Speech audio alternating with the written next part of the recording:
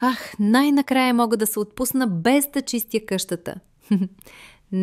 Не съм оставила мръсотията да се натрупа, а съм открила този фантастичен робот. Той почиства, метне и мие цялата къща, докато аз гледам любимия си сериал. И дори не се налага да го презареждам или почиствам, защото, когато приключи, сам се връща в станцията за презареждане и се самопочиства. Веднага, щом го отворите, свържете го с мобилния си телефон и го активирайте. Той ще направи карта на цялата къща и ще почисти всеки ъгъл.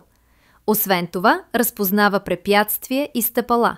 А ако имате килими, ще почисти и тях. Кликнете върху "Разбери повече", за да се възползвате от ограничената оферта с 70% отстъпка, която изтича днес.